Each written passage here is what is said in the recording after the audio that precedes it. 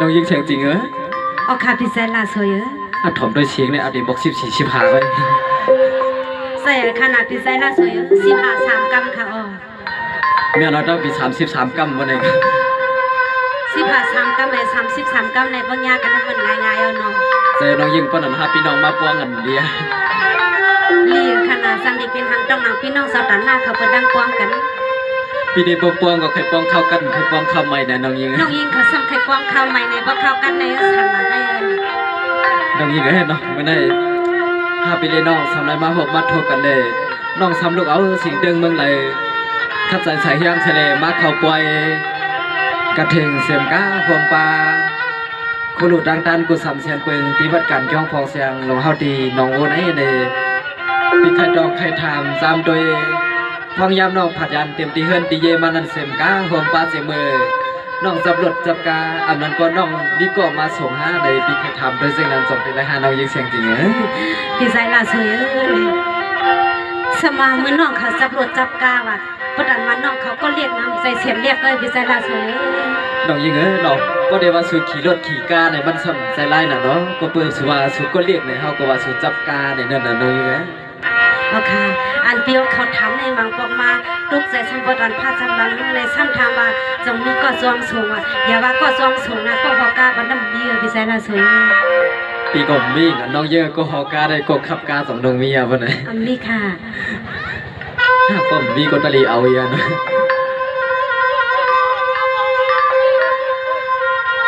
พิซซ่าลาสวยเมื่อไงเขาลืมตอบสูตรถามเพราะว่าลูกสื่อเดิงเมืองไหนมาในหันพิซซ่าลาสวยเขาหางดีพังหางงามนะอะไรลืมตอบว่านาในน้องยิงเขาดูว่าสื่อเดิงเมืองใหญ่ทะเลยินสะทังยิดตั้งข่าวเหล่าล่างว่าพี่น้องลองดูเขายิดไว้กัดถิ่นสังกันทับกำยมโยซังในแน่น้องยิงเขาก็เอาทางว่าเดลัยญาโอเฮือนเขาเขานั่งน้องยิงเนาะพอเฮือนอันว่านั้นน้องตุ้ยๆความป้อมใจสูมาเอามันมีภัยเอาเลยนะป้านันเปียวเคยอยู่กันหลายๆเมื่อเรียวได้อยู่เฮียมสวยว่าสุดท้ายเมื่อเรียวได้ก็ที่อยู่ด้านซ้ายพี่เจก็อยู่ว่าสิ่งเดิมเมืองคำหนองโบสังเสวาน้องอันพร้อมปีอันโจน้องปาโคก็ปีนี้ชื่อชุบปั่นอันเขาว่าไงน้องยิงโอเคพออยู่หนองโบนันเปียวเขาสัมมีเพื่อนค่ะน้องยิงน้องคนไหนพออยู่ก็หูมีก็กันเรียกดีใหญ่ได้ปิ่มจังลัดหลังเรียกเลยหลังใหญ่ได้ปีเปลี่ยนโปเฮือนสว่างใจในป้อมใจโปเฮือนน้ำเดอยู่กันลังลาในการเมื่อไรปีเปลี่ยนโปจัดเลยน้องปีมามีเหนื่อยหยงแซมสังเสวาฮาปีเลยน้องพร้อมผมพร้อมจอมกันน้องในเดปีเปลี่ยนโปเฮือนกำเหลียวทำตัวข่าวปีนั่นเดปกอะไรตัวหมดทำเนี่ยนะปหมดทำสำไรเองก็พิจารณาสวยก็อย่างนั้นน้องยิงอากาศขันนั่งยิงในคืนเอาโดเลียวได้น้องเดียวเลยของเราว่าวันเมืองอัมพอชายาลูตั้งไรก็แคมขายดังของทางก็ขึ้นกุมเดียวต้องนั่งพ่อมีอยู่ลงก็เป็นนั่งขายจอยหาเฮียงโกนเท่าไหร่เป็นนับจอยเฮียขายได้หลายหมื่นหลายเสียนะพิจารณาสวยนับจอยเฮียขายก็กลมกลางเยอะน้องเพราะว่าจอย1 เฮง2 เฮงก็เต็มติ่มพวกขึ้นก็คือเงาพี่ว่าได้เนื้อหมูใน1 จอย2 หมื่นหาเฮียงพิจารณาสวยเนื้อโกนในขย้อนจอย2 แสนหาเลยนะฮัลโหลเป็นไรอะเขาเอาคันดอกคัดถามด้วยพี่ไอ้เขาตั้งนานส่งเขาดีเอาค้าเพราะช่วยส่งเสียทาเลยเอาคันดอกช่วย3 เสียนก็เอากุ้นแค่เลยดีขนาดนี้น้องยิงน้องเหมือนได้ขันสังเปมาขึ้นสูงเฮียงนั่นน้องสัตว์ปานเป็นกุ้นมาอังและหิวจ่อยก่อนในปีพวกขึ้นกูเป็นก็มีก็เหมือนนะปีสละสวยในคันอีสังขึ้นสุดตัวลูกมือเดียวในตรงหนังนกเป็นดังมีเนื้อผ้าอยู่ชุงในคันก้นกระโหลกขึ้นเปียงนกเลยปีสละสวยว่าในคันก้นใจก็ขึ้นหรอน้องยิงก่อนมือเดียวป้อขึ้นตัวป้อในอันใดก่อนป้อกายเมียวค่ะฮัลโหลน้องยิงน้องว่าในก็สมาคันจัดปันพาวาก้นใจห้องขึ้นเสด้านในก็สูมี3 ปุ่นห้องเปียงไหลโยน1 ปุ่นน้องยิงในเดมื่อในกรรมกุศลเฮาอะไรมาหกมาทบสู่ในกลมเปียงส่วน1 ปุ่นน้องยิงเสียงจริงนั่นเด้สังเสว่าใครเปียงเปียงไหนเด้ลูกหิมปาตาพี่น้องเอาเขามาจังได้ไงค่ะพี่แจ๊เลยสวยบอกมาจังด้วยสูซุ่มเฮาอามันน้องยิงเสียงจริงพอเฮาสูซุ่มก็สูโยเฮานั่นน่ะพอสูซุ่มเฮาก็สูว่าทำไรโยเฮาช่องโยนะเป็นสังพอเฮาไรโยสูเดียวขับมือจอมสู่น้องยิงก็เป็นไง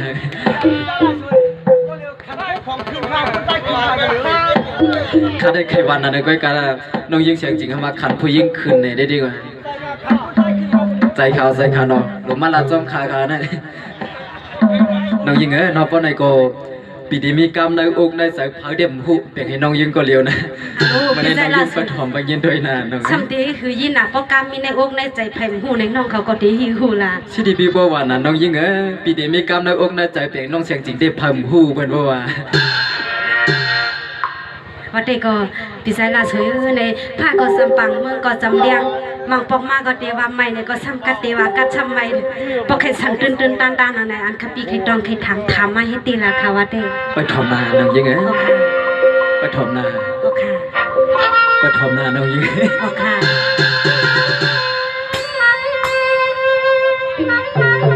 สั่งว่าเหมือนในสั่งว่าเหมือนในปีเจ้าสั่งไรมาทวบมาหันปันสันและเล่าคอเมื่อในปีตาลีใครเป็นจุลีปองนอนวันปีผัดเปื้องเมืองใหญ่เมื่อในเดือน14ข้ามาเดินม้วนอะไรค่ะบนหัวค่ะได้เลย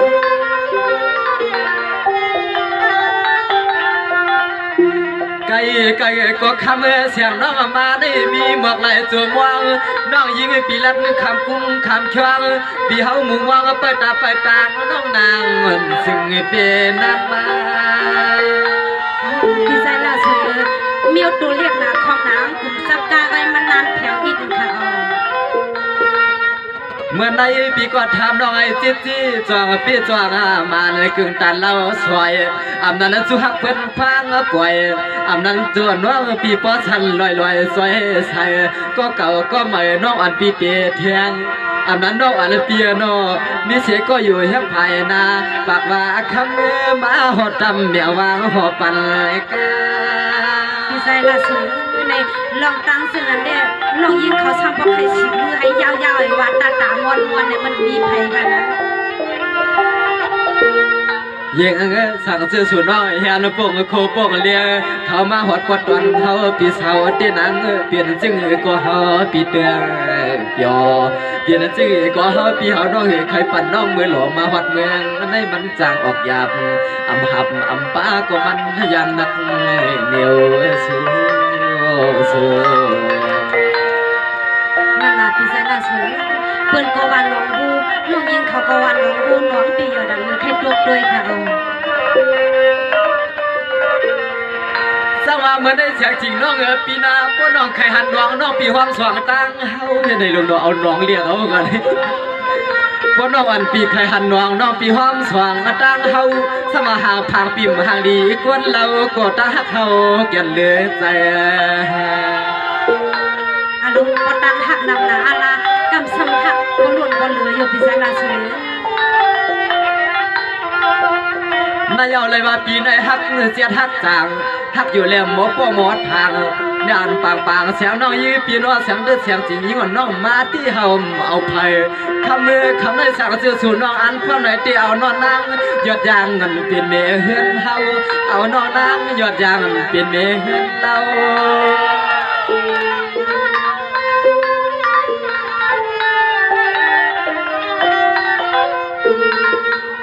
นอสั่งเจอมันใครเมาก็เมาใครมิงก็มิงก็ว่าเฮาไหลสู่น้องยังเด้นอเฮาปิ่มป้องอำลาอันลองหยับหน้าลงในเฮาปีกว่าน้องขับหอรถหอกาลายานเปียเสื้อจ่าเฮาจะหาที่มันสร้างอำตัวบอกดีน้อยนอเฮาปีป้อใครจับย่องจับมาขวางท่าสู่น้องที่อ่างลอยผ่านเฮาปีฟังนั่นเอ็นในนอ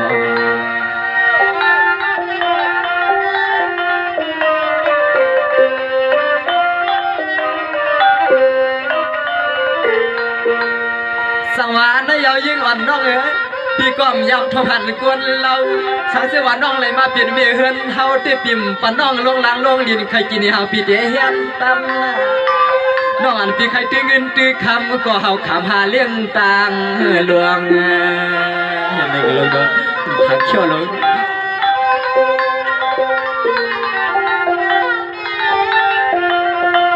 ทวงมาจึงหือลานั่งไข่ปลาดดกาจึงหือลานั่งไข่ครับกำเป็นดีว่าเขาถังแก้มนะ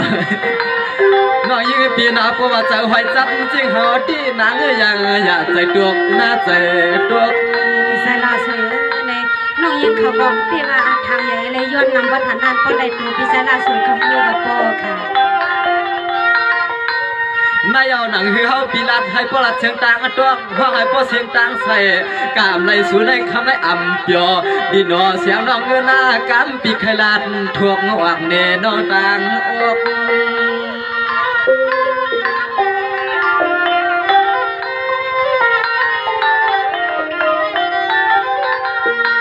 อ่อน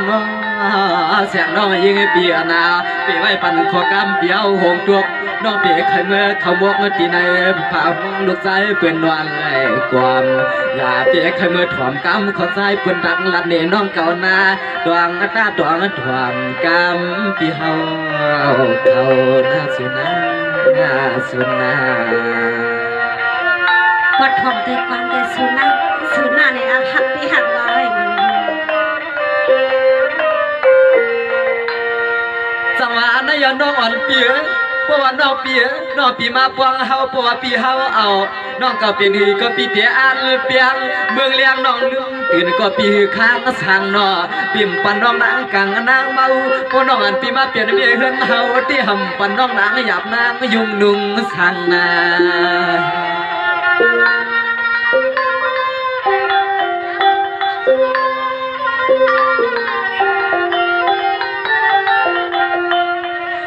นกคำนกคำอันลองกังลองเมาปีไว้ปันน้องเฮาปีป้าลองส่วนลองนาเปียวก็เมื่อเขียนลุ่มลองลู่ลองซุ่มปีตอนปันน้องนางเห็นสู้เฮาเลยปีว่าปนหนุ่มนางน้องใจป้า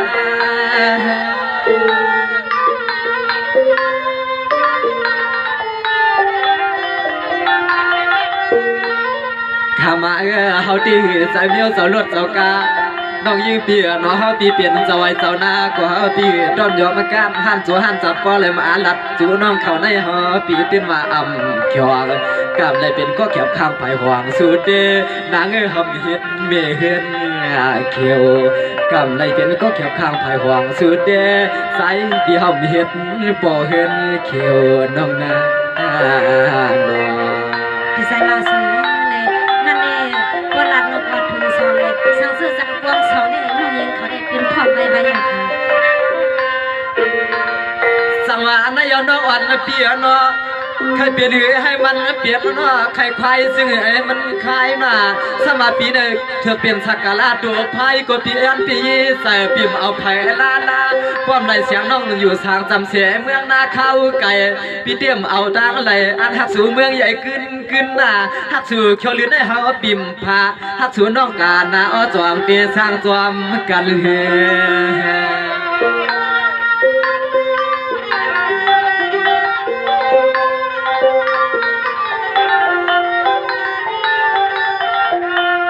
ข้ามาหันน้องเขาเย้าเฮาปีใครปั่นน้องมือสั่งจะเปลี่ยนไว้คือเดียวเฮาปีพอใครเตรียมเสียงตังเรียกนางเฮาปั่นน้องขึ้นลอยเสียงน้องยิ่งเปลี่ยนหน้าหำปั่นน้องขึ้นลอย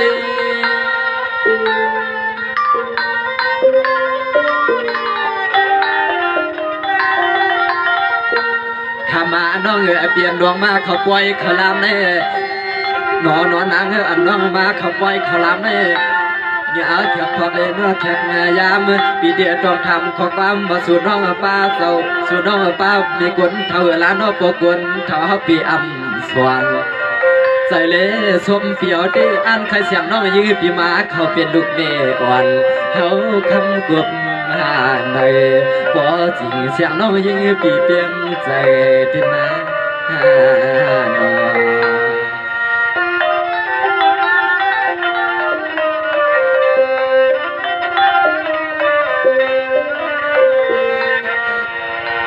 สังวานนายเมื่อได้เสียงจริงน้องยี่เปียสังเสือเปลี่ยนข่าวก็ปีอันกับพักนะเมื่อได้สังเสือเปลี่ยนข่าวก็ปีอันกับพักสังเสือเปลี่ยนยอดพักปีอันยักษ์ในแกงเมื่อได้สื่อสัมเป็นเกี่ยวเปลี่ยนเสียงปิดเชื่อกาขันมันสูงอาลาโนป้อนน้องปีใจป้าก็ยอมกามันปันเลสู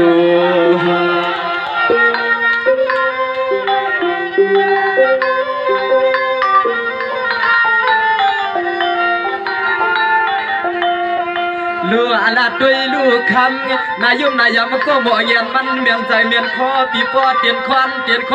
ปีปอขายหาที่นับที่นอนอุ่นสู่เฮาเอ็นในสู่เฮา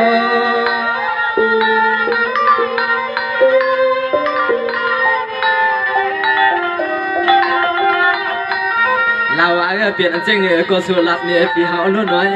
บ่เปลี่ยนใจก็ขึ้นลัดเนี่ยให้เฮาปีเลี้ยงน้องอันใครเอามีช่วยกุยเตียงหน้าอกปีเฮาเตียกคือลาน้อแค่ว่าละก็เฮาในจวนเลยหันน้องเฮาเมื่อมาเข้าเฮ็ดแขก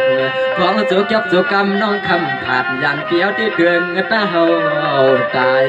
ผาดเฮาเลยปวดจริงยิ่งน้องเฮามีลองเสียหลายก็น่าน้องยิ่งเสียจริงน้องพี่เด้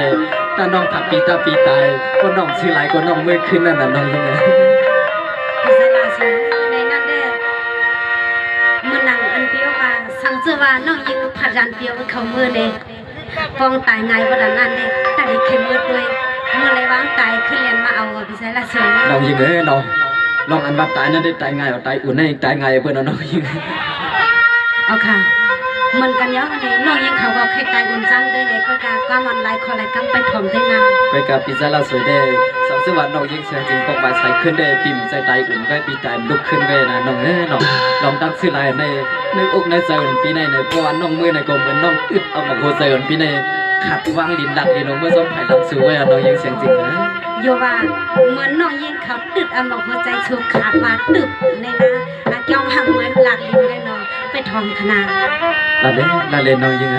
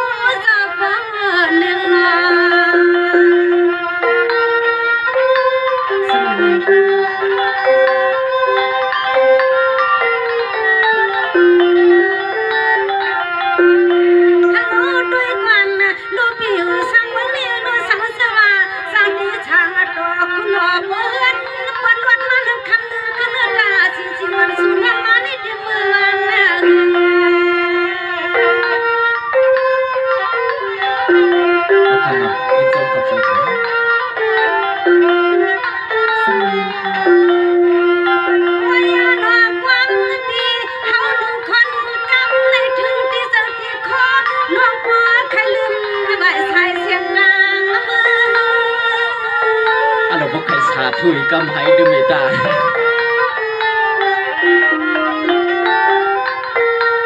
สวัสดีกว่าลูกเบียซาคำในเพื่อซื้อหางลีวังความสมศิษย์กันยาเสียสิน้องอันปีหันยันละมูปีเฮาเยอะปีดวนและปีเฮาลีบุดันมักลวดน้องกูปีนี้ก่อนวันนึกก่อนนั่งปีอยู่ว่าเฮาเมืองหันสุกยับสุกกำมันเฮาหลักวันน้องยิงอย่าปีเฮียงยงแก้มหนาล่ามือเหลียวในปียาดินมีบอกสองกันนี้หน่อย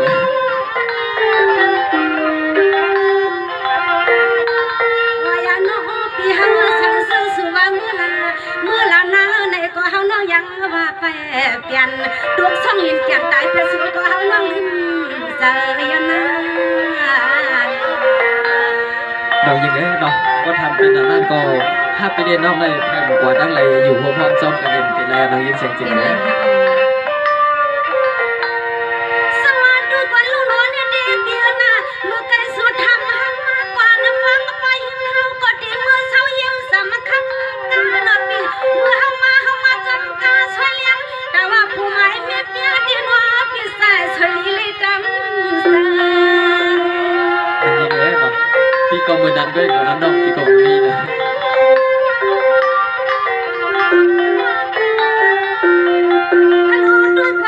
ลูกมือตีสานอตีเล็กผาดนาวันทันมือตีอยู่น้องดันวันเมืองใหญ่โอ้มีเฮาน้องปวดท่าหน้าเฮาน้องบ่ว่ายันพามาอย่าเปลี่ยนมาว่าบ่เปลี่ยนมาอย่างนี้เนาะสมนักสิตาในก็อย่าไปแห้งใจเรียกใจตัวไม่อ้วกวันพี่ได้เปิดหับเอาน้องอยู่ดูข้าวยาวมาน้องยิ่งเสียงจริงเลยปีย้อนนั้นอย่าน้องอันปีนึกข่าวมาลงทุ่งลงบ่ได้จิตฟังสิทาหน้าแค่ละลาป้าแค่ท่าน้องวันปีอำสายวางยันข้ามอเฮโลก็น้องพันวันปีกันนันยันกูรวงกูไหลหาคำหา คู่ได้เข้ามือขับเอาเยอะนะ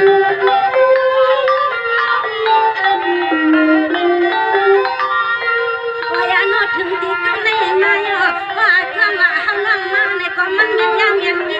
น้องยินตาลีว่ากูยินเปิ้นมวนในปองสวยเสียละคังนายุนายังปางสลวนโอเปิ้นอังกอดในที่เฮาตาลีไขมัน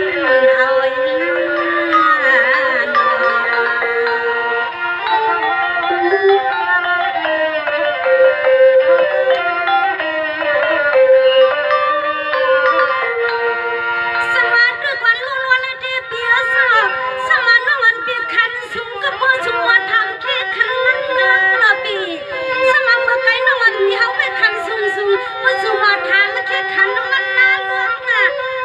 ขันนอนดิสมาสู่ยองเอาเมื่อปล่อยในภาพพวงแล้วพี่ในก็คิดสร้างทางต่อยอมกามันปนา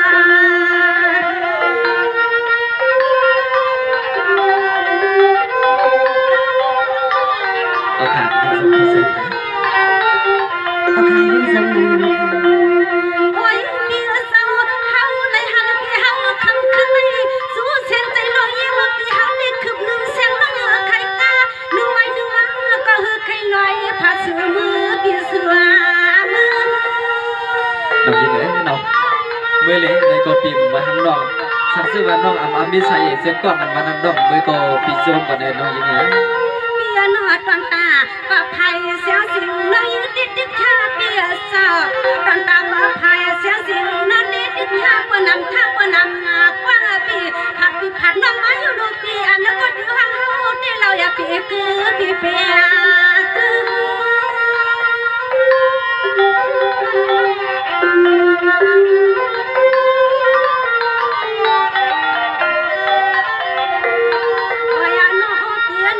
เฮาหลักหลอมมนเต็มคำว่าพี่น้องเฮาหลักหลอมมนเต็มคำว่าน้องมาว่าสิเอาดีอังขึ้นบนตาเสียงเสียงน้องดีอังมือนี่เหมือนบนเปียกให้เสียงมันนาขาดนาอนุดีอังยันพี่เฮารับเรื่องทุ่งน้องในมือนี่เสียงน้องยันพี่โอพี่ผาดยับ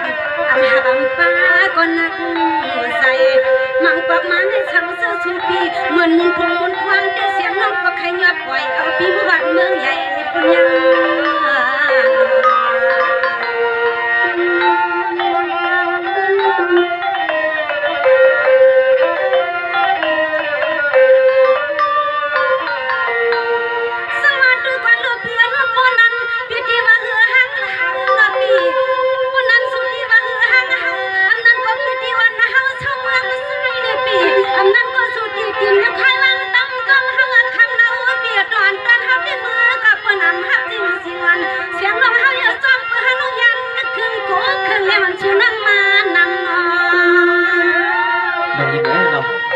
เป็นอัมพับสีตาในก็ปิ่มย่าเอาหน้าอกเอาน้องไว้ถ้ามันน้องอัมกันไล่คอยพายปีนี้ก็หูพองยอมเอาน้องไปการเราอย่างนี้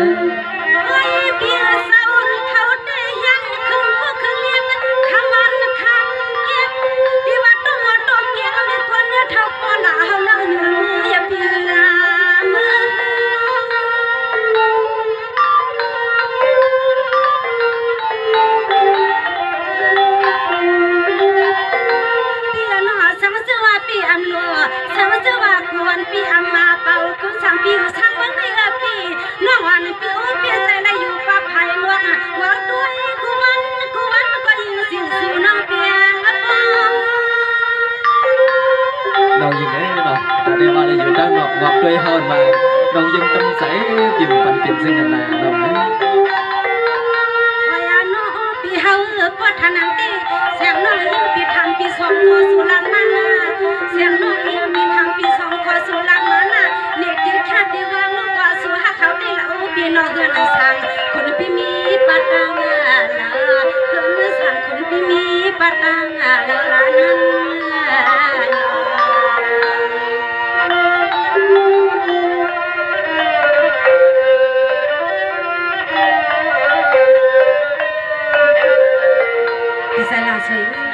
ในเดลองตังหักกันหาพี่น้องในเด1 ล้านนำ1 วันกัดในแค่วันเดียวหน่อย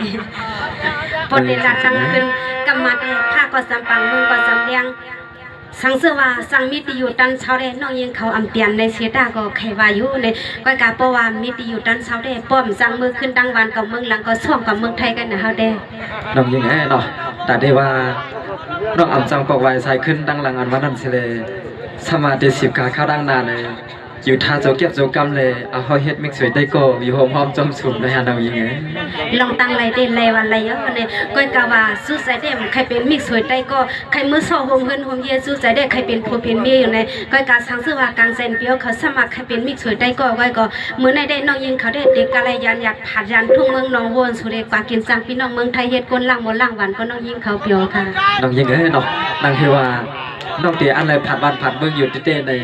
สมาอยู่เมืองเฮาโซเขาอยู่อำเภออำยาวเลยน้องซ้ำใครสิบกันทางภายนาเลยจอมหนังตั้งกันใส่น้องใครเฮ็ดใครสร้างใครเปลี่ยนนั่นในปีนี้ก็คำเป็นก็ปัญหาก้นนี่เส้นตั้งแต่ได้น้องที่ซื้อใจนั่นในปียอมพร้อมผมพร้อมจอมสูตรตัดสีเท่านาน้องยิงป้อนน้องยิงเขาได้กับเมืองไทยสุดนี้ตั้งเฮาเลยกะน้องยิงกับเมืองไทยก็ปีดีออนกะบ่มีน้องหลานไหนก็ปีดีออนวันน้องมีดีกินดีนอนไหนก็มาอยู่น้องวูเลยนะน้องยิงโอเคสังเสว่าน้องยิงเขาใครมาอยู่มากินมาสั่งมาเซาเพราะท่านั้นใครทำตีอยู่ด้านเช้าเปียวเขาซ้ำเปลี่ยนเฮือนเลยนะจำตั้งไก่ตั้งจำจ้องไก่จ้องในน้องยิงเขาหันค่ะลูกน้องยิงน้องมือเลี้ยวผ้าไปปังปิ่มไปซักจี้กันดังเลยส่วนเลยหันน้องเขาเฮี้ยงนะอะไรเลยปีว่าเอากังกับเป็นกัมผ้าปังเมืองเลี้ยงมาปีดีด้วยดังตุกดังออกให้ไปส่งกันจี้ในน้องไรน้องน้อง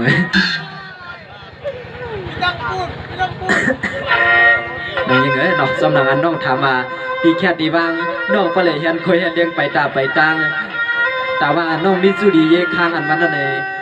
แต่ว่านั่งเด็กปอกใบใส่ขึ้นก็โกน้องว่าเตรียมปอกใบเยอะแต่ว่าเด็กขึ้นหลังเด็กกับปลาภายนาวันนั้นเองพี่ก่อนยืนจมขอบใจตีอะไรมาหกน้องจอมเสียนตาสายตังพองยามน้องตุบโคตุบเลี้ยงยันวันยันเลี้ยงสิเลน้องมาหัดมาถึงสิ่งเดิมเบิ้งคำน้องวัวเขาในเนน้องยิงสมาเมื่อน้องยิงเข้ามาเป็นโหดตัวปกติออกกับอาจารย์ให้เป็นห่วงเดียวโคตรดองสีกัมในปีย้อนสู่ให้น้องอยู่ท่าอามาจัดในก็ให้เป็นจัดนาน้องยิงในจู่ใจได้ก็ให้เป็นจัดในสังเสว่าน้องปิดไว้ในปีว่าขึ้นในก็ในน้องยิงฮัลโหลพี่สายล่าสวยมังปอกปฏิว่าพี่สายล่าสวยเขาหักสมาอาภักอยู่ว่าปฏิว่าหักก็สมาเมื่อเขาเป็นหูดอกพอออกเป็นหูเรียกหูตองเพราะนั้นได้สู่ใครเอาน้ำเรียกน้ำต้องมาตำเฮาในน้องน้องยิงยังเปิดสังเลวันนั่นละในจู่ใจวันปีเดแต่ได้ว่ากาเลวันเปิ้นเมืองเปิ้นนั้นวันนั้นจู่ข้าวยำไปปัวหังสลางกลางใสใน5 ปีเลยน้องอยู่ห้องพร้อมจอมกันสิ่งเดิมเมืองคำหนองวัวในเลยเมื่อเลยกลางงานมาดีเย้าในปี2อ่อนน้องความไรหาน้องยิงเชียงจริงสู้ใจเขาเดอันขยินเดขยินว่าเมื่อเขาเดเป็นหูดอกพอออกในเป็นหัวหักหัวเปียงอยู่ในวันในหน้าสมาเป็นหัวเรียกหัวตวงหลังมาก่อนมันหลุกก่อนเมืองไทยก็เด็กขัดหันอันว่าเป็นหัวเรียกหัวตวงในคำมันเลยขึ้นในบ่ดีเอาจู่เอาหัวใจอ่อนปีขังน้องเดปีโกมไรเลยสองว่าหัวเรียกหัวตวงอ่อนเรื่องใบไผ่นอกมันเลยอยู่ว่าอ่ำตั้นเอาหัวใจปีตื้นไรสีตาก็คอเมือนน้องในอยู่ตั้นไรยิ้มอยู่ปีวันในน้องพอเด็กก็ปีไซลาสวยในพอเด็กลาดน้ำก็คำไซลาดเอก่อนปีต้อซาพอเด็กด้วยว่าเปิ้นกากาเมืองซ้ำสุกพอเด็กลูกดีในขึ้นเมืองใหญ่ปมเมียวซ้ำปันเมืองขึ้นในสังเสว่าจังมิติอยู่ด้านเช้าได้นอกตื่นพร้อมค่ะยังไงเนาะเพราะนั้นก็กำมันแทงคอ2 กำเลย1 คอเลย2 กำเลยพอมี3 คอก็ไปดีลันในน้องแทง3 คอนะน้องยังไงค่ะ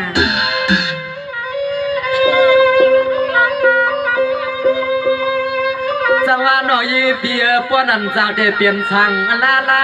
น้องเก่าเห็นโคมาคุณลีมังชาปีเตก็เก็บปันกันนาฮา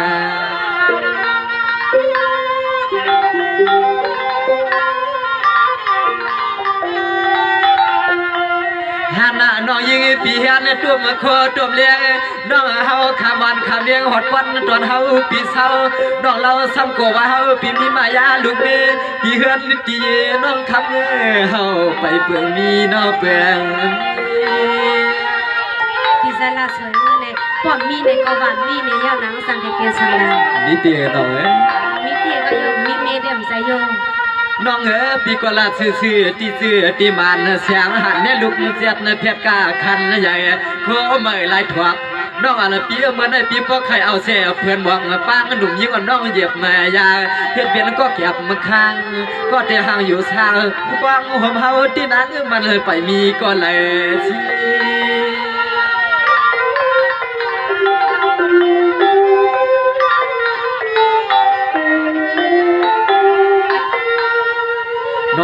ปอน้องมีน้ำใสเกียรติบ่เลือกยาจึงเฮาที่เราขวางเมื่อเฮาปีสลับเดือนทุ่งเหมือนในแดกอยปามีเศร้าสั่งเสื้อเปลี่ยนเขาในกว่าห้ามรถเย่ปีชูในห้ามรถเมียนางไปตังไปเตยักปีด้วยเลยนางเฮาปีในเปลี่ยนไม่เมาเกมาในเปลี่ยน50 ปีเอาสุกสุกอยู่ว่าเปลี่ยนเมาเกมา6 ปีวันนี้นะอาจารย์ว่า50 ปีพอ50 ปีได้ใครเกี่ยกันกันค่ะพิจารณาสิสังวานายน้องอันละเปียนาเปิ้นมา1 เก1มันลีหลายปีก็พอน้องเปียงพอน้องอันละเปียหัวใจปีได้ปุยปันขี้ชอน้องเปียน้องปุยเข้าหันตัวท้อปีอำพัดน้องปีเอาพัดเด็บให้มันขาดในก็นางดึงว่ามันยันไล่ตางสู่นา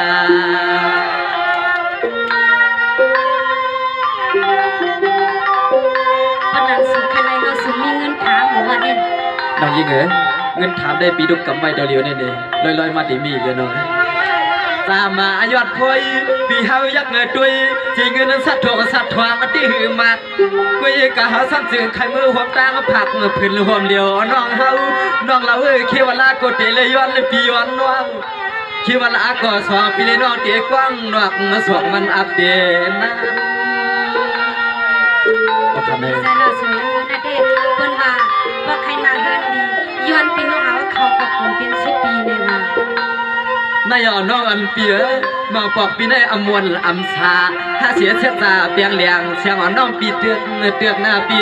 รอเกี่ยวเขาเตือนมาอำขวางปีน้องไผ่หัวปาตุกปาจันขี้ซอยปัน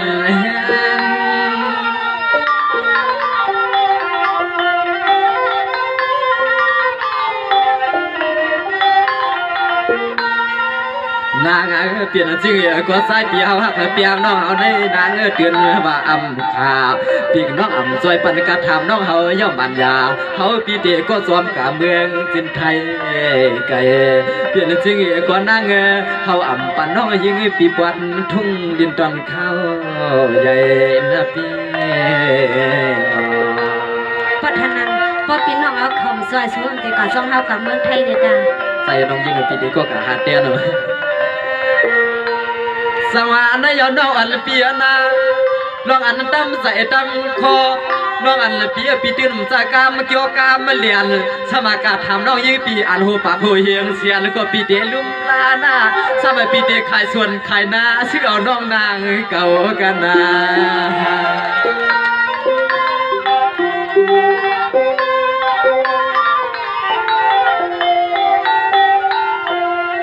ข้ามาน้องยิ่งปีนอเปลี่ยนจริงก็ตาหักเฮาในเดือนตามันไหลขายเปลี่ยนเฮือนเปลี่ยนยีช่องซ้อมเล็กก็เปลี่ยนสิดันต่อการหวานเมืองเฮา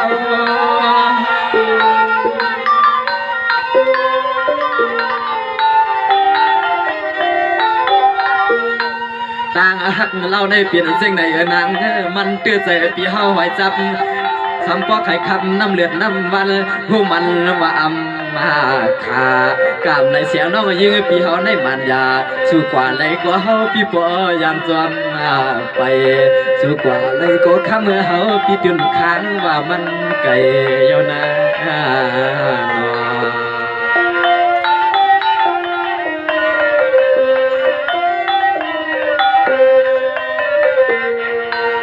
สังวานายเสียงจริงน้องยิงเปียน้องปีก็ปละยานเมืองใหญ่หิมนาเนาะวันน้องมันปียานเต็มเมืองใหญ่หิมนาปีก็เตยานเต็มมันเฮือนข้าหันกวนถ้าปีเลี้ยนน้องได้อยากให้เป็นปานส่วนลาลาหน้า25ปีเลี้ยนน้องหลวยยางวางไปอยู่สู่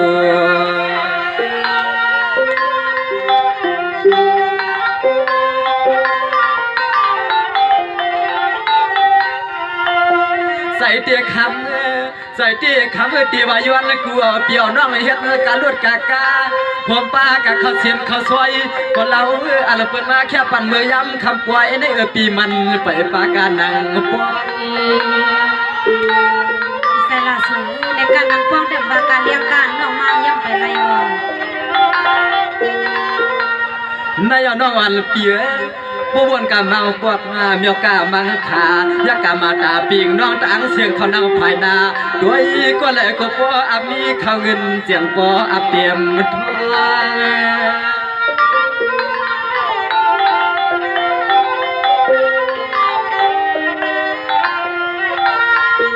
ยังเพราะว่าหาผมปวงฮักกันเจวันหนึ่งนอนนั่งย้อนกูเอาการลดกากาตอนหาปีหาน้องกาว่างขึ้นปวงมาตีอยู่สังขึ้นไล่มาจอยมาเทียมขึ้นปวงมาตีอยู่สังขึ้นไล่มากุมมาเกี่ยมอยู่สัวพิจารณาสวยเมื่อไกลปีบ่เลยว่าน่ะสุดเลยพาว่าพาเลยมักมากินฮักกับเลยปีว่าป้นนอกกว่าเมืองไทยปีกว่าซ้อมในลูกกับในสมาธิกว่าหลังเองน้องยิงตั้งหักในมันสังวาพวกว่ามันเลยเกี่ยวกันย่อในมันเหมือนเจือดน้องยิงแต่ดิจันเอากิ้วในกลางออกมาในมันเลยง่ายๆก็น้องก็เป็นเช่นนั้นเลยเมื่อเร็วในน้องมาเกี่ยวเอาหูสายปีในเมื่อไกลได้วามอากากำลังได้เปิดลากอมขามกึดเปิดฮึดกอมขามชาน้องแต่ได้ว่าการอะไรห่มหอมซ้อมน้องในกว่าดังเลยไปดังเลยก็ป้นน้องอยู่เมืองเข้าปีดีการซ้อมเคยวันในย้อนน้องยิงปนันคาเด็กทำได้กลางใส่พี่น้องน้องโบเขาคารุตีปันเมาน้องโบในกว่าเมืองไทยค่ะเต็มปันกาป้อมปันกาก้าค่ะเลยการเลี้ยงการคำมามือวางมันการในใกล้ค่ะเลยเพราะว่างปันการเลี้ยงการคำมามือวางในคาเด็กห้องกว่าเมืองไทยเพราะว่าพี่น้องน้องโบเขาขึ้นโยขึ้นการเลี้ยงการคำมามือว่าต่างโคคามาได้คาเดินกว่าเมืองไทยก็คาเดป้าเมาน้องโบกับเมืองไทยพิจารณาสวยเพราะนั้นได้ปีปันหน้าอาเปียวเขาเมืองน้องโบได้เปิดได้ลืบสู่กว่าเมืองไทยช่องซ้อมน้องไปละน้องยิงเนาะนางคือนางว่าพี่น้องเขาว่ากว่าละในก็เป็นสังน้องยิงเพราะนั้นก็หาพี่น้องนางคือประเด็นสัตว์กองหอมหอมจอมกันไปนั่นเลยพี่ก็ปิดใจสมัครมีการลดกากาหาพี่น้องรัดเอาสังก็2 ปีได้ถึงอยู่น้องยิงอ๋อพิจารณาสวยเลยเมื่อว่าได้น้องลูกเอาเมืองใหญ่มาน่ะเมื่อในซ้ำเต็มที่ขึ้น10เขาตั้งส่งซ้ำตั้งลงได้น้องยิงพอหันตั้งปีโลโซน้องกว่าน้องยิงปีที่หันอยู่ตั้งได้ก็กาเป็นผู้หวังเป็นเซียนเลยก็กาสังเสื้อผ้าปีนี้น้องกว่านั่นเลยว่าหัดดิถามมาเซียนตั้งเซียนได้กับปองกันเลยในเปิ้นซ้ำเดียวแบบเลยโอมตึงด้วยสังเสื้อผ้า5 ปีได้น้องเป็นคือก็ตักกัดซื่อเที่ยวกันเลยก็เอากำจริงใจก็วันหนึ่งก็หัดดิวัดเมืองไทยอยู่น้องยิงพิจารณาสวยนั่นได้สังเสื้อผ้าปีอันใครกว่ามันปีดีอันผัดปีผัดน้องผัดหน้าผัดปลาสื่อดึงเมืองคำหนองโบในก็โลวัตตาตามวนกันหนาฮาได้น้องยิงปีก็เคยวันนั้นเราสังเสื้อผ้าเป็นสังน้องใจในเดี๋ยวไปวาง